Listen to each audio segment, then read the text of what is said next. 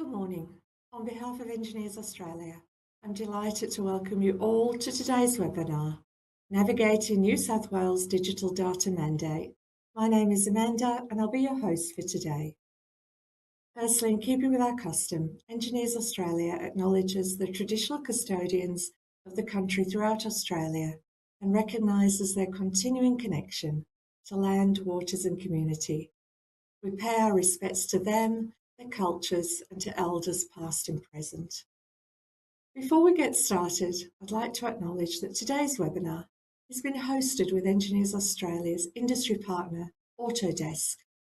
For over 4 decades, Autodesk have worked together with their customers to transform how things are made, and in doing so, they have also transformed what can be made.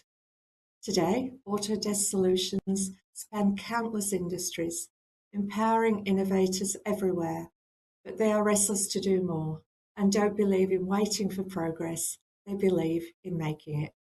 By combining and recombining technologies, by blurring boundaries, reinventing rules and merging fields, by unleashing talent and unlocking insights across industries, by helping their customers converge on solutions to the challenges we all face today.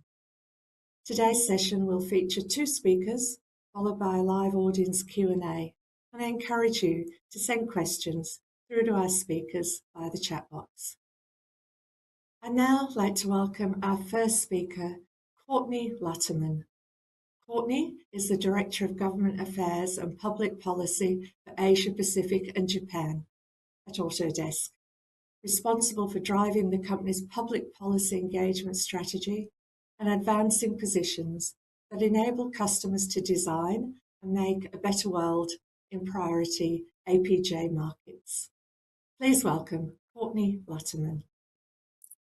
Good morning, everyone. My name is Courtney Luterman. I'm Autodesk Director of Government Affairs and Public Policy for the Asia Pacific region.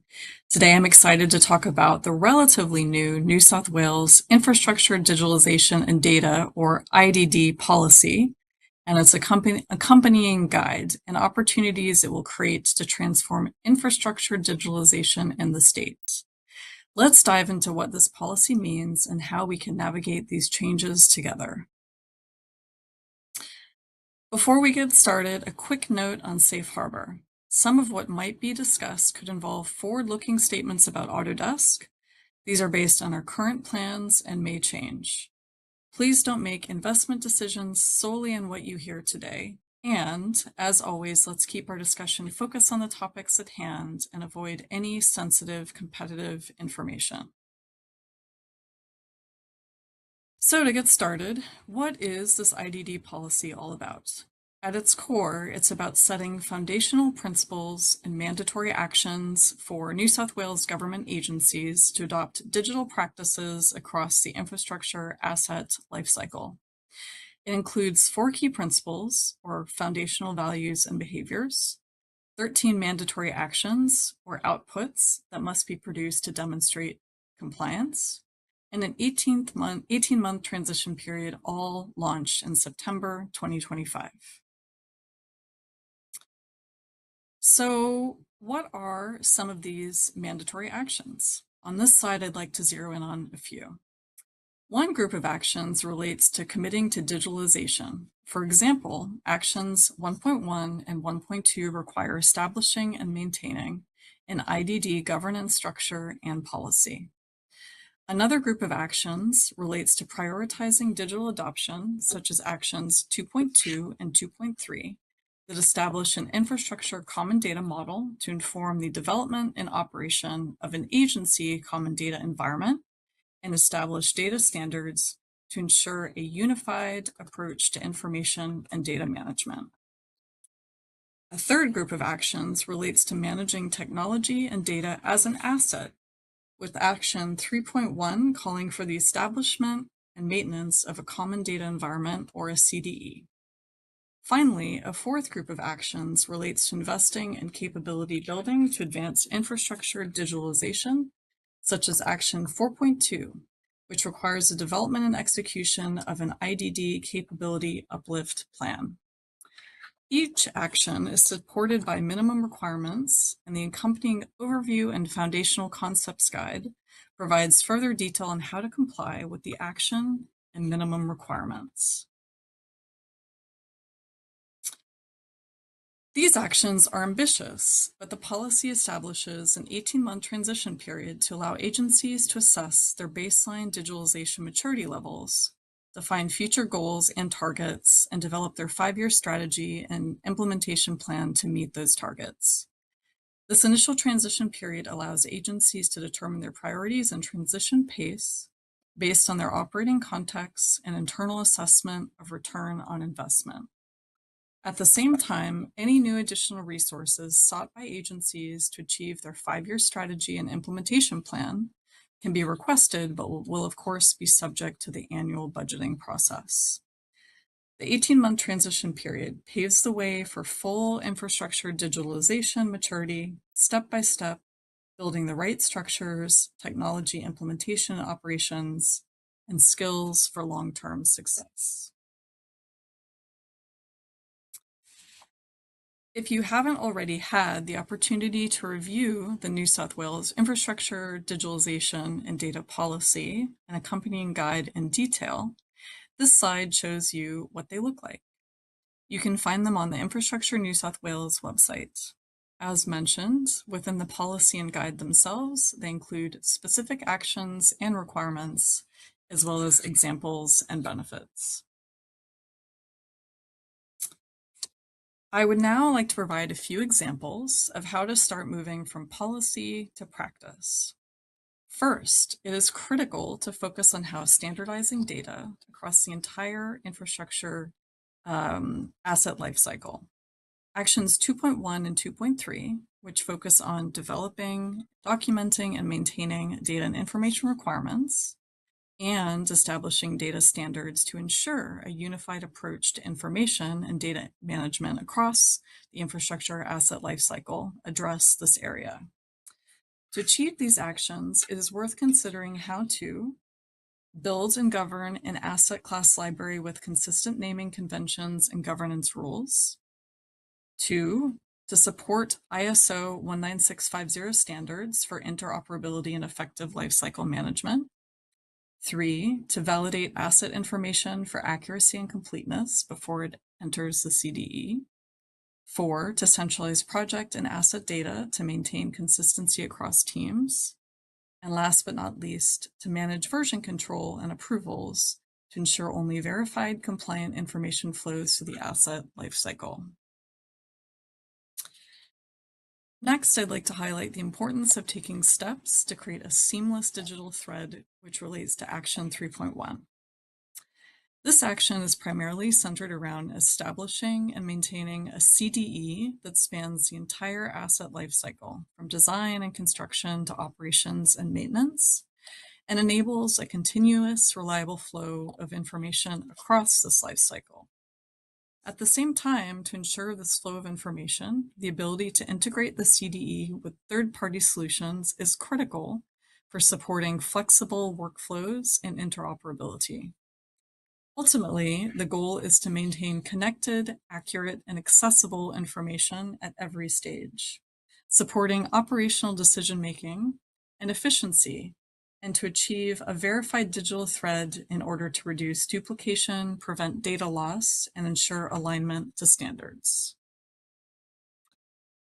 Finally, I'd like to highlight the importance of taking steps to maximize the infrastructure assets lifecycle value, which relates to Action 3.2. This action in part can be achieved by taking steps to create a digital twin by capturing and connecting accurate, standards-compliant asset information from design through construction to operations. To achieve this goal, it is essential to ensure data completeness and reliability so that a solid foundation for operational simulations, predictive analytics, and lifecycle planning exists. In addition, by linking project delivery with operational systems, you reduce risk, support proactive decision-making, and extract ongoing value from asset information. Structured standards-compliant data also enables advanced technologies like AI, machine learning, AR and VR, and laser scanning to deliver even more insights and efficiencies.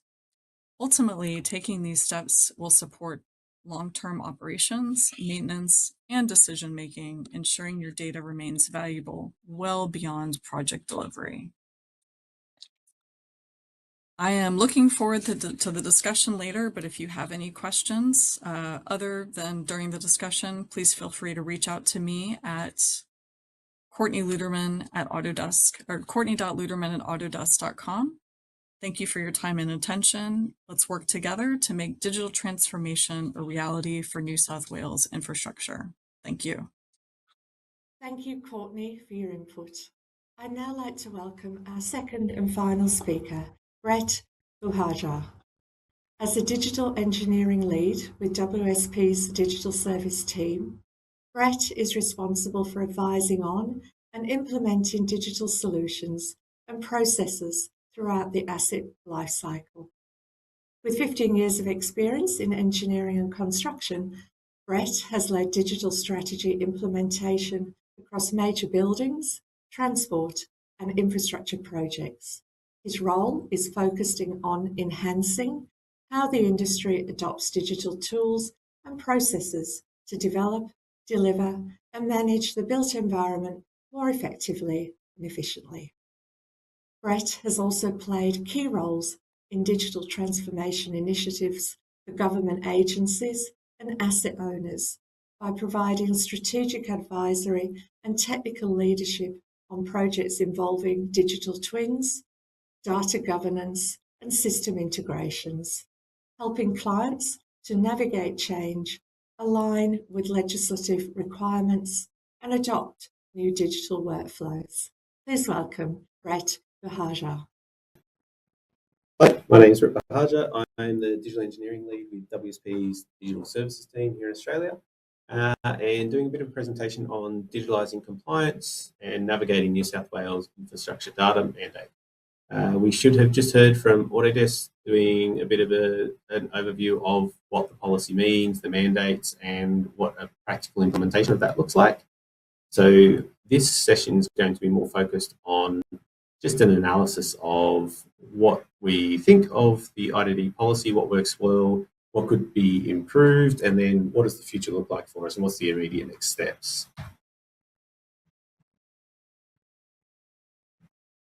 So I just want to start by acknowledging the Aboriginal and Torres Strait Islander peoples and their ongoing connection to the land, sea and sky, and pay our respects to elders past and present. All projects are built on a place that has a First Peoples history, story, unique design and language.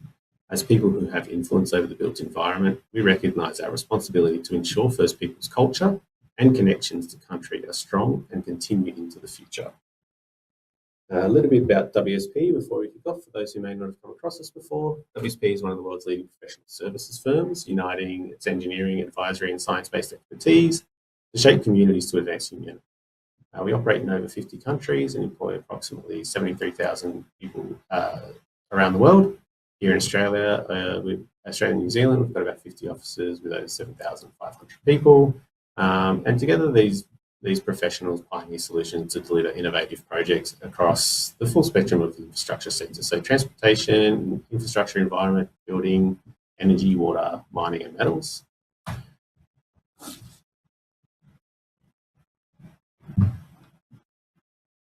Our digital services team, so a little bit about us. We offer strategic planning and execution. So we deliver strategic capabilities spanning the full life cycle of digital transformation across infrastructure portfolios. So this covers advisory, design, implementation, and asset performance solutions. We integrate our digital advisory, engineering and ops support to help clients define, plan and execute digital strategies aligned to their organizational goals and project outcomes. So now on to a bit of an analysis of the IDD policy. It's just been released for New South Wales, and then we can get into the Q&A.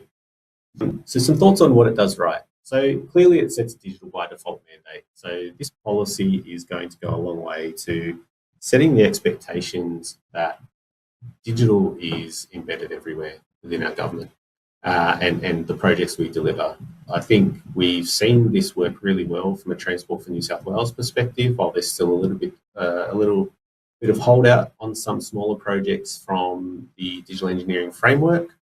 I hope, and what I see for this policy is that it's going to spread that far more broadly across government agencies, and really start to drive the consistency in how it does that. Now, the speed at which we hit that consistency is going to be a good question that we will see play out, but we've got a great framework there that's going to support it. So I think the way it's been presented is really simple, really clean, and really easy to digest. So the 4 principles, 13 mandatory actions, an initial 18-month transition period that leads into setting a 5-year strategy.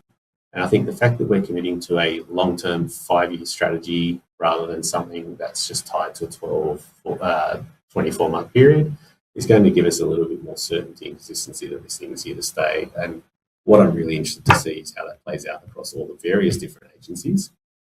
But the fact that we're now going to get to a point where we are across government elevating the procurement standards, embedding digital deliverables and data into our contracts and our requirements across the board, I think this is a really positive next step.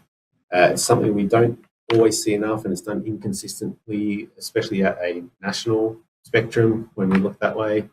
NSW started to do it really well, and I think the latest iteration of how it's released, especially looking at the sort of the PS documentation that Transport for New South Wales released, that have very clear, definable, mappable requirements of what you need to deliver on a project. Seeing that happen across all of our projects across government agencies, I'm quite excited for. And having that whole of government alignment and capability uplift. So starting to see the fact that it's not just transport, it's not just health infrastructure or schools infrastructure that are doing this, but all agencies and all government projects that we're starting to see built, is going to allow us as private partners in the industry to get better certainty, be able to scale our solutions and our tools more consistently.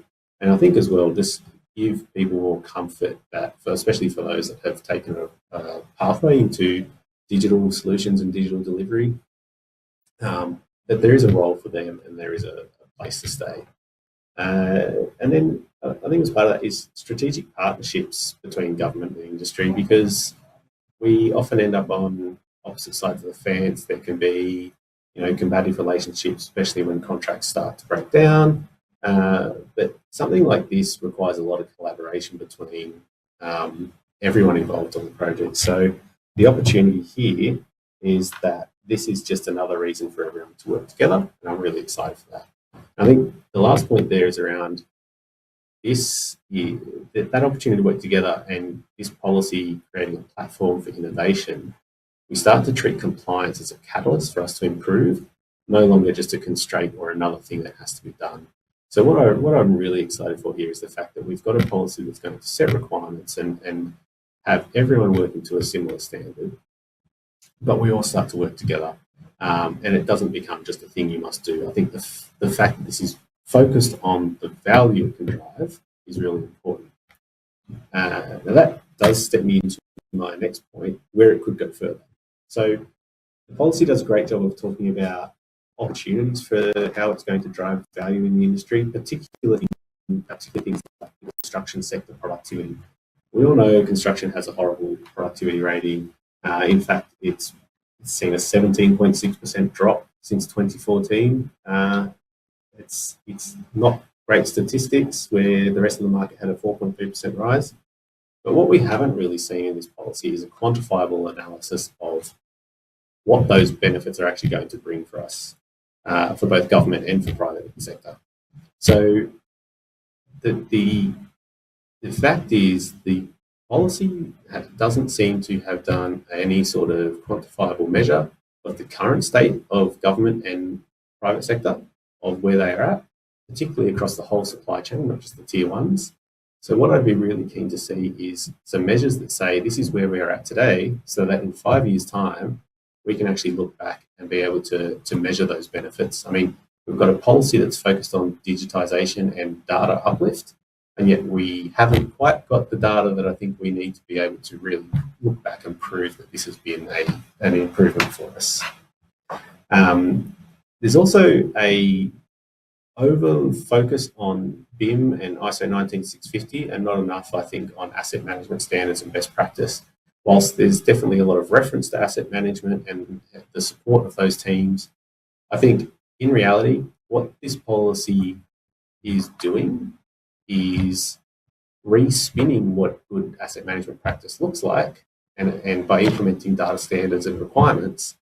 But I'm concerned that it does run the risk of excluding some of those experienced practitioners because of the fact that it refers consistently to ISO 19650, which specifically references the use of building information modelling in its title. I personally think that that's a bit of a miss on the ISO standard itself. The content and the intent of those documentations are very great and I support them. However, it is somewhat isolating for a large portion of the industry that don't practice BIM. We've then got the uplift of industry partners. There's a lot of talk about uplifting government agencies. I don't think enough about how we're going to bring industry along on that journey. I assume they're all going to be expected to fund the training and development of their teams themselves. But, you know, having a consistent training program available to them and options for them to go to do that uplift, or a framework and recommendations, I think is a real opportunity we should be looking at next. My other concerns are that there's a lack of consistency in application, with each government agency required to go and develop these capabilities and frameworks themselves. We really run the risk of getting further fragmentation rather than consistency and collaboration. The lack of practical examples, frameworks, and templates that go into this document potentially further exacerbate that because there's no guidance for these teams. So all of a sudden, we've got every government agency responsible for infrastructure needing to build their own new team and own capability and develop a roadmap of how are we going to do this without any sort of working groups, collaboration, or starting points that they can go from. There's also the glaring lack of budget support. So the fact that this has been released, we're now 6 months into a budget cycle and we've got 18 months to develop the initial roadmap. My concern there is the fact that in reality, we're not going to see budgets get adjusted until the end of June next year. So what's really going to happen on this policy over the next 6 months? And does that actually only leave us with 12 months to put in a roadmap and a framework and do a maturity assessment? And my concern is knowing that how slowly some of these things can roll is that that's just not going to be enough time to realistically get things delivered. But on to more positive items is what's next and what's the uplift and opportunity look like? So I think here is, you know, prioritising those agency level IDD operating frameworks and governance structures. We really need to focus on that. Building a whole of government coordination and collaboration working group. So how do we make sure we minimise that fragmentation that I mentioned previously and have all of the government teams working together across those agencies to coordinate resources, tools, systems, processes, potentially even starting to look at investing in whole of government procurement pipelines, particularly for software and tools and development of solutions. Looking at the workforce capability across disciplines and not just technical teams. I think sometimes these policies will focus on we need a bunch of data people and digital people, but really I think the important piece here is taking all of the workforce that we currently have and bring up to scratch and up to speed on what we need to deliver. There is a real opportunity here for co-development of solutions between government agencies and delivery partners. So really leveraging that compliance to unlock innovation. So stop thinking about people must do these things to comply with the contract. Yes, that will always be a fact, but I think starting to look at how can we work together to make sure that everyone complies with the contract and that government partners get the best of breed of what they're looking for. And then obviously treating data as a long-term asset, something I think everyone likes to think about and plan for, but has often been difficult and hindered by a lack of tools or policy or process. But being able to get to this point where the maturity of our data in private and public sector is improving consistently to start enabling greater storytelling and self-service on actionable insights. So it's actually empowering government workers, government agencies to make better decisions, but that's also resulting in better outcomes for our industry through being able to leverage the data for the projects they deliver. I think that's it for me. My time is up, but I'm looking forward to the questions and answers. So thank you again for the opportunity and for coming along to listen. I look forward to talking to you further. Thank you. Thank you. Thank you to our speakers. And today, this morning, we're discussing navigating New South Wales digital data mandate. It's now your turn to get involved. And if you could please submit your questions in the YouTube chat box and let us know who your question is directed to.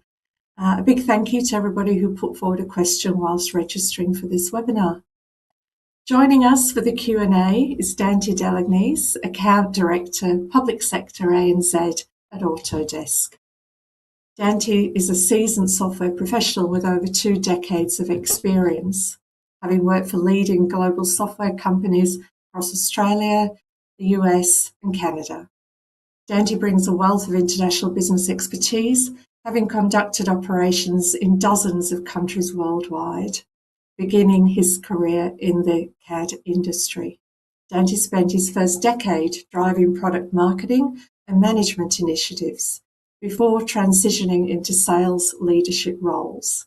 Known for his passion, motivation, and commitment to excellence, Dante continuously invests in keeping his skills and knowledge at the forefront of industry trends. Welcome to the Q&A. And we might start with you, Dante. And we had a question that came in when Wasim, who is watching from WA, was registering for this event, asking you, how can we interpret artificial intelligence in the running software in construction? Wow, good question. And we could certainly spend a whole session just talking about AI in construction. But just I guess a few key things to say. What's really important for AI is to have accurate data. The policy includes strategies to manage, classify, and make data more accessible, which is inevitably going to help in the adoption of AI. Some of the easy use cases around AI are ChatGPT type use cases. So asking questions, getting answers. How much concrete is used on that particular project, for example.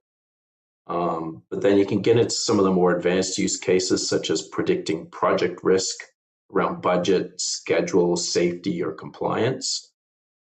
I've seen a really good use case that really got me thinking the other day about the use of an iPhone on a construction site. So walking along a construction site, snapping photos or taking videos, and then having AI automatically analyzing the images to do compliance checking. And then when issues are found, so perhaps some cladding that doesn't follow some fire safety ratings, automatically creating issues and notifying the appropriate people that there's an issue. In the olden days, that would be a highly manual process. AI automates that whole process and really helps everyone become more efficient at what they do. Thank you. Thank you for that. Brett, we've had a question that's come through from Di, and Di is watching from Victoria, asking you, Brett, what have been the biggest challenges for organisations when implementing the digital data mandate, and how can we help junior engineers to support this transition? Yeah, it's a great question. I think just recognising that whilst the mandate or the policy has been released, the mandate itself hasn't necessarily been implemented yet. There's still 18 months for agencies to start looking at what that actually even means for their organisation before they even start pushing those requirements back through to the supply chain. But I think if we look at the Victorian solution, so the Victorian Digital Asset Strategy or VDAS, or Transport for New South Wales Digital Engineering Framework as examples of what we can expect. I think some of the challenges we saw with adoption on those have traditionally been a lack of understanding or a lack of awareness outside of the digital tech folk. Your design managers, your project managers, your project engineers. I think what we really want to see is just making sure that we have better adoption and better support earlier on. So from the agencies who are rolling these out, making sure there's clear communication and upskilling and change management processes happening when they introduce these new requirements into contracts.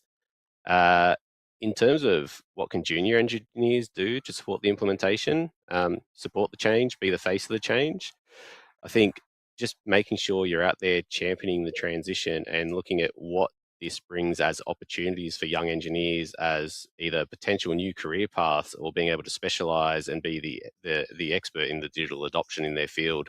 You know, be aware of that change brings opportunity, and it's not always a burden. It's not always just a requirement that you must meet and tick the box. Look at not only how you can specialize, but how it can help improve your workflows and how you can benefit from the digital data mandate rather than just handing data over to your clients. Thank you, Brett. Dante, we've had a question from Corey in New South Wales asking you, do you believe this mandate will inspire/drive similar methodologies in the private sector? Yeah, good question. I guess if we look at the policy, the goal is to improve productivity, lower the cost of owning and maintaining assets. Having accurate digital data also drives the ability to improve safety, enable AI and sustainability metrics. So yes, the policy should also inspire the private sector to go down the same path. Like initially, from our understanding, the policy is covering state agencies, but I mean, it really, anyone that owns assets, I believe it's applicable for. So we're talking about like utilities, councils, contractors working for government are obviously going to have to supply the data. And I mean, when we're looking at improving productivity and lowering costs, it's something that everyone should be like taking into consideration and trying to adopt. Thank you for that. Courtney, bringing you into the discussion, we have a question asking you, Courtney, where do you see the greatest strategic risk if digitalisation and data governance are not rapidly elevated across infrastructure programs? Courtney. Thanks, Amanda. It's a really, really great question. And I think, for at least from my perspective, the greatest strategic risk is that these programs could be fragmented, inefficient, and vulnerable to not only operational harm, but potentially financial and reputational harm. So I think without rapid digitalization and robust data governance, critical data could remain siloed or also unreliable, which would make it, if you're a leader for some of these programs, to make it more difficult to make informed choices about asset performance or even investment decisions or how to manage risk related to these programs, which of course can lead to scenarios that I don't think anyone wants, including delays, overruns, or even missed opportunities for innovation or to do these programs a bit differently or in a more innovative way. Of course, there are certainly aspects of being able to meet evolving regulatory requirements. As we all know, regulations change over time, and going more digital and having a more holistic approach is one way to react to these evolving regulatory requirements. And then, of course, to potentially de-risk non-compliance situations and related topics. Another, I think, key aspect, and sorry, I'm going quite broad here with how I'm answering this question, is fragmented digitalization actually creates opportunities for infrastructure to probably have a greater risk for cyber threats and data breaches. Important topics out there that we don't always necessarily think about, and hopefully they're not top of mind, but they're always kind of lurking in the background. And from my perspective, it's easier to manage those threats if systems are more interconnected. So I think in a nutshell, it's really critical to elevate digitalization data governance, and ultimately to be able to deliver the outcomes that are expected not only by government, but also investors and broader communities. I think for Autodesk, we definitely think about data as a strategic asset, as Dante alluded to before. And that it's critical to embed digital data best practices across the entire asset lifecycle. Thank you, Courtney. Brett, we've had a question from Needy, who's watching in New South Wales, asking you, Brett, what are the initiatives for digital twins? Yeah, so again, fantastic question, but I think recognizing that the policy itself, as it's written, is not designed to prescribe initiatives. It's rather written to enable opportunities in the industry and across the infrastructure sector. So I think if we think about,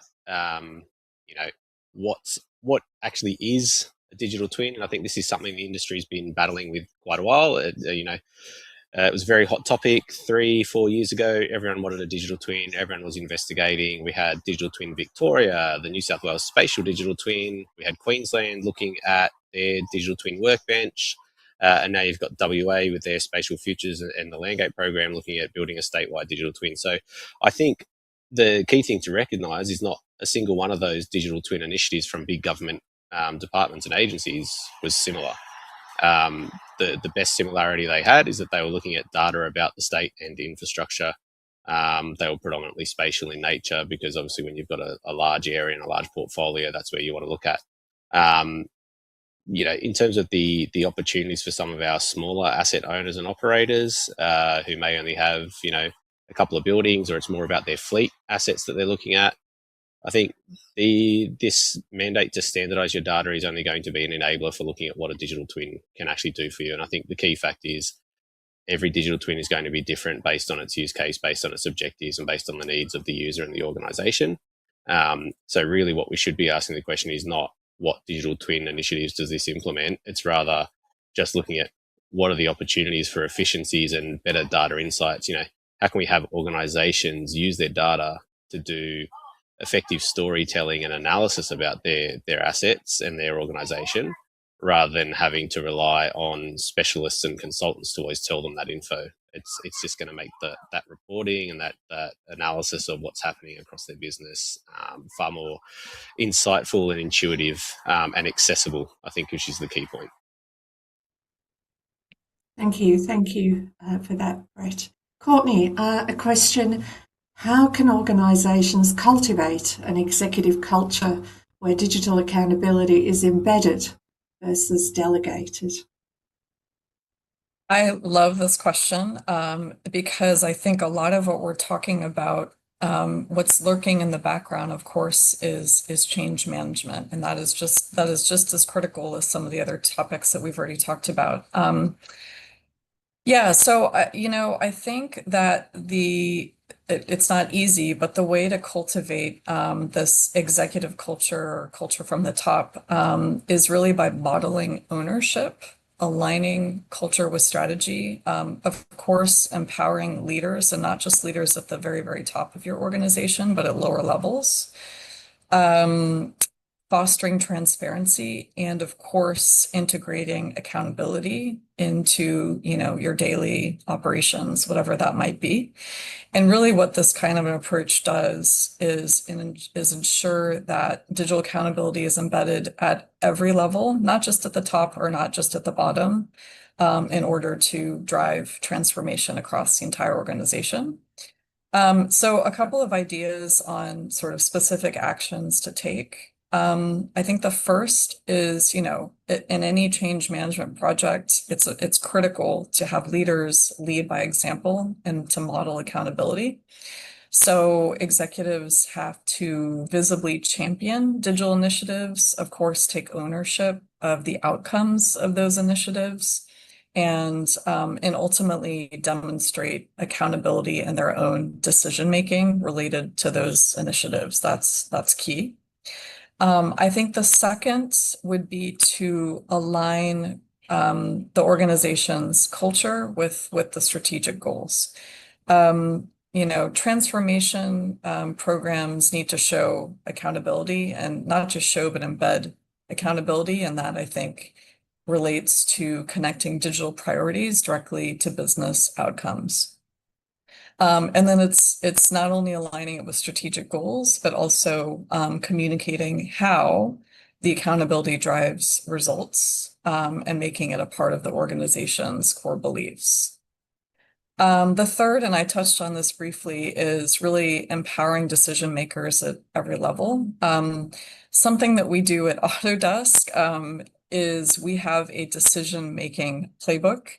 Some may be familiar with the RACI framework. Whatever terminology you want to use is just making it clear who can make the decision, and having clarity, and also empowering decision making as appropriate across different levels of the organization. I'd also, of course, highlight transparency, regularly sharing progress and updates related to these initiatives, but also challenges, and that could be through a dashboard, open forum, or any other mechanisms, to really just to, again, show transparency, but also to drive accountability. I think I'll leave it at that. Within Autodesk, we do quite a lot of this. Certainly that we always have room for improvement. But if anybody's interested more in this topic, please drop me a message. Thank you. Thank you, Courtney. Just grouping a few questions together, including a question from Joshua, and starting with you, Brett. The question is, what aspects need to be considered for preferred software platforms for CDE and digital modelling? Yeah, so I mean, I'm not expecting this policy to really go and change much around what people are using and what tools they're, predominantly, especially in that modelling and design authoring space. The CDEs will be an interesting one. I think if I look at what we consider when we're looking at the options for a project, because we do use a broad variety of software, we aren't specific or mandating one specific platform or tool that we use. We tend to depend on what the type of asset is, the deliverables, the client, and who we're working with. But the aspects I'm starting to look at, and we've been looking at for the last few years when we kick off projects, is the flexibility, and I suppose agnostic approach. So we don't really want systems that are forcing us down to a particular route or a particular process, because we find with every client being slightly different. I think this is one of the challenges that I've flagged with the policy, is that we're expecting that every agency is going to have their own requirements. There's no guarantee of consistency across all of government with this, which introduces a risk of not being able to standardize all your tools and processes for every single project and every single client. So we need flexibility. We need things like APIs, availability, the ability to connect external databases. I think an important one is looking at disconnecting the data and the design process itself. So stop looking at forcing people to push data into native models. Having drafters and modelers who are trying to get design out the door and then worrying about whether an attribute is correct or complete for something that has no impact on their initial or immediate design deliverable. I think that's a bit of a broken system and a broken process. I think all of these agencies need to consider, and the tools that we select need to consider, how do we look at connecting external and third-party databases into the design data that we're using. So considering it as a relational problem and solution rather than a one-size-fits-all, everything must be contained in this one format and one file. I think the other side of it as well, though, is then starting to consider, well, obviously it's going to be consideration of what are our clients using, but I think that needs to be something that those agencies, when they start selecting products, is looking at how can people best interface with them. So how can they make sure that it's a collaborative and a pain-free, seamless exchange of information, rather than something that's, I suppose, locked behind arduous process requiring 13 dock controllers on major projects and that sort of thing. We want to get down to the place where automation is key, and these things are just happening because it's all done in the back end. Thank you. Dante, do you want to talk to that as well? Yeah, that was a really good point, Brett. I think when it comes to a CDE, I mean, being open and connected is very important. So having APIs that can be utilized so that different CDEs can connect with each other, because there's a wide variety of different CDEs. But looking at CDE adoption, like that's one of the elements of the IDD policy. And there's a lot to a CDE, but I like to, I guess, explain it a bit simply, because in talking to a lot of the government customers that I work with, they get projects handed over, and the amount of times I've heard the data is just put on a memory stick or on a hard drive and handed to them as part of the handover pack, and then it gets thrown into a drawer somewhere. And then a few years go by and someone asks for particular information about a project and they don't know how to find it. I mean, it sounds like a very simple use case, but it's real. It happens all the time. Treasury approves an expansion to a hospital. They can't find the existing data on the as-built for that hospital. And what do they have to do? They have to go out and rebuild them. We see it all the time, and that really is probably the number one factor that I see some of our customers, I guess, use case that they look at when they're choosing a CDE or when they're adopting a CDE.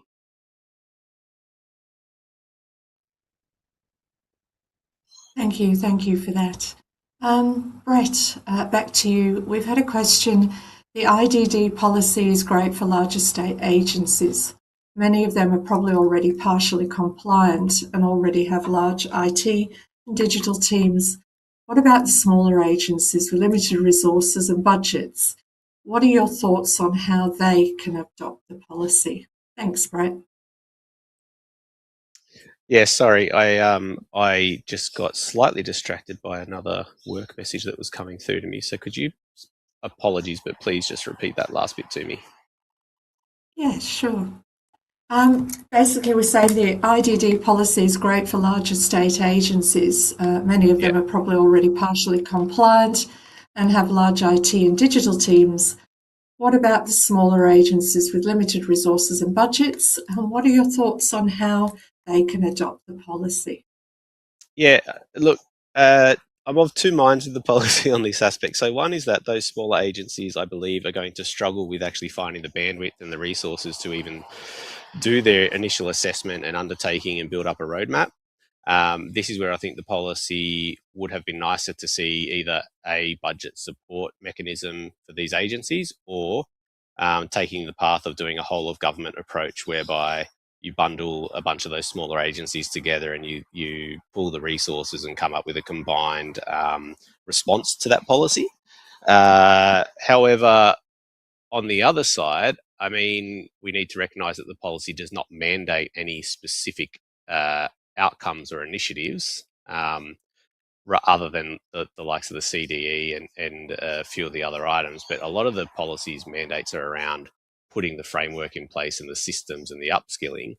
How that translates into a tangible outcome isn't sort of specified. So I think at least those agencies then do have the opportunity to make it fit for purpose for how they operate and what their actual needs are.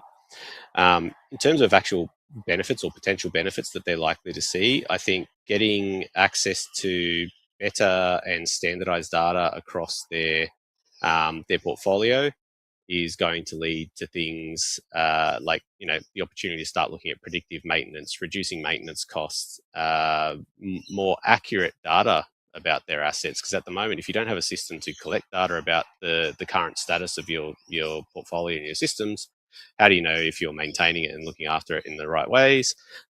Forecasting of when are we likely to start looking at having to replace these systems. So I think from a strategic asset management perspective, those are the teams that are likely going to be the ones driving this if those teams exist in those agencies.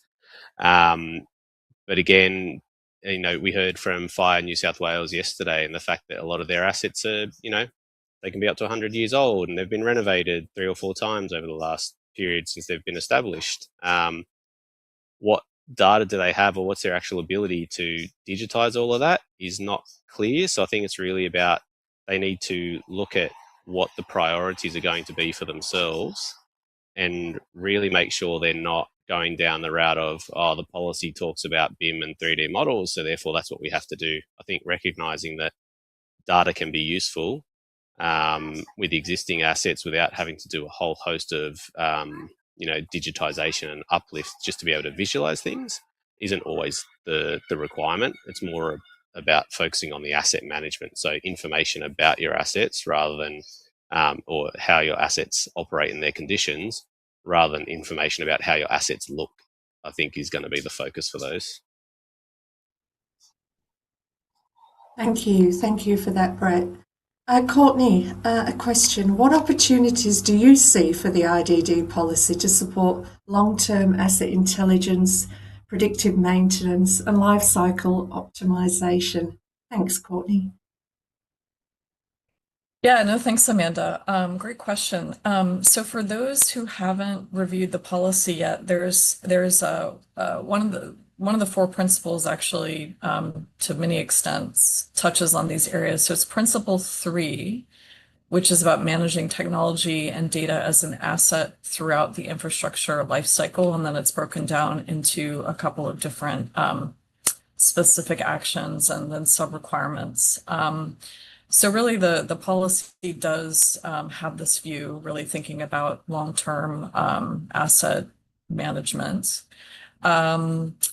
And really, I guess to double click a little bit more into that, and I think we've touched on some of this already, it does focus on making sure that, through all of the various actions and requirements, that asset information is connected, accurate, and accessible to really create the digital thread across the asset lifecycle. We've touched on digital twins a little bit, but basically, the policy doesn't call for specifically the creation of a digital twin, but it's a potential outcome of applying the policy. And then, of course, by taking some of these steps, predictive maintenance and proactive decision making would be more possible or more likely. And then I think that the policy is very much focused on helping organizations extract not only initial value, but ongoing value from all of the information and data to support longer term goals, whether those are related to productivity, but even sustainability, which I don't think we've touched on yet, but that's another benefit. So yes, the short answer is the policy, I think, provides a lot of opportunities for long-term asset management. And I just would ask those to take a look who are interested at Principle 3 in particular. Thank you. Thank you, Courtney. We're getting towards the end of the webinar, but we've time for a couple more questions. And Brett, a question for you. How should procurement strategies evolve to ensure partners deliver not only assets, but the right data, models, and insights? Thanks, Brett. Yeah, I don't necessarily think the procurement strategies need to evolve so much, but rather just the procurement documentation and what we're actually asking for. So thought does need to go into it. I think we've had a habit over the last sort of 10 years of, some clients will issue contracts and just expect that it's considered business as usual or best practice, and therefore it must be done. But I think in reality, we work in an industry that can be quite combative when it comes to contracts. Risk gets passed down the line. There's a lot of back and forth. So I think we need to make sure that just we are being explicit and incredibly clear with what the requirements are as they evolve. Making sure that documentation is complete and consistent is also going to be a key thing. We really don't want to go down the path that we've seen with the early implementation of Transport for New South Wales, where adoption was really poor because, you know, project managers, design managers would just go through and, you know, exclude the digital requirements. And then that would be accepted by project managers from the client side. I think what we need to make sure is that it is very clear the reasons why those new requirements are being introduced, and that they are not optional, that they will be delivered and that they must be delivered, and the times at which they must be delivered. At the same time, I think we just want to make sure that those requirements are reasonable, making sure that before they get pushed into contracts and as they're being developed, agencies should be consulting with the industry, they should be consulting with the rest of their supply chain to make sure that it actually can be met, that it's feasible, that everyone knows it's coming, and that they're able to prepare for the processes in which they deliver to those. I think the other thing is just making sure that there's a big change management piece and upskilling. So making sure that the people who are making decisions when it comes to contracts and procurement process are actually aware of those requirements and what they mean and why they're happening, so that they are making sure that they're championing them and enforcing them going forwards as well. Thank you, Brett. And Courtney, we might make this our last question. Thank you to everyone. At an enterprise level, who ultimately owns data quality and compliance? And is the current accountability model sufficient? Yeah, wow, what a important question, but but a complex one. Yeah, I mean, I think from my perspective, and this is not a simple answer, ownership of data quality and I guess ultimately then compliance is probably shared across not only the executive level of the organization, but if there's a separate governance level, maybe it's the same, maybe it's different, and then even at the operational level. So really it's shared across everybody. But of course, you know, having clear accountability probably related to responsibility, roles and responsibilities, which is what I was talking about in an earlier question, embedded throughout. To make it even more complicated, I think the model needs to be not only able to do what I just articulated, but of course be able to evolve as the business and regulatory landscape changes. So that makes it even more complex. I think to give some more because what I just said is quite high level. I think to give some more concrete ideas on how to actually maybe do that is, you know, each organization could use different terms, but you know, the organization might have a strategic steering committee. It could be a C-suite, or it could be, you know, have a different name that would be responsible and have the role of setting the overall direction for data asset management. And then of course, securing funding that might be required, and then promoting data governance and quality across, of course, the entire organization. There may be a separate data governance committee, excuse me, which operates and sustains data governance in line with the broader data asset management approach. And then there may be, again, depending on the organization, there may be specific working teams that implement the strategy and the framework within specific, whether it's business units or departments, really connecting the local environment or the team environment with the overall enterprise-wide approach. So I feel like what I just said is quite bureaucratic, but at the same time, I think the point I'm trying to make is that data quality and compliance is a shared responsibility across the entire organization. Of course, the specifics, you know, would be contingent on that organization. To close this out, I think the great thing about this policy is it does have, I think it's in principle one, a requirement to have a governance framework, but of course, how that governance framework is established is contingent on the specific organization. So there is an acknowledgement that thinking proactively about how to drive ownership of data quality and compliance is a critical part of digitalization. Thank you, Courtney. And it is all the time we have for today. It's been a great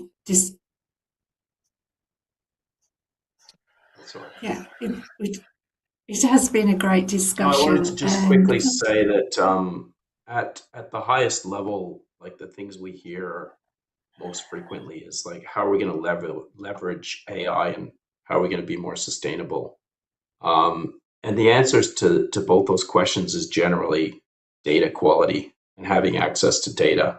And if the execs are asking for those metrics and for those strategies, then the execs need to be focused on focused on data and data quality as well. Thank you for that. That's great. If you'd like to join me once again in thanking Dante, Courtney and Brett for their time and input today, I'd also like to thank Engineers Australia's industry partner Autodesk for their ongoing support. As always, we're looking for your feedback, so if you could take a moment to complete the short feedback form, which is linked in the description box below. It'll help us improve and plan for future sessions next year. This is our last industry partner event for 2025. I want to thank you all for your support. It's been a fantastic year, and we'll be doing it all again and back in February. In the meantime, I hope everybody has a safe and wonderful holiday season. And thank you again for joining us today. And I look forward to seeing you at our next Industry Partners event in February next year. Thank you and good afternoon.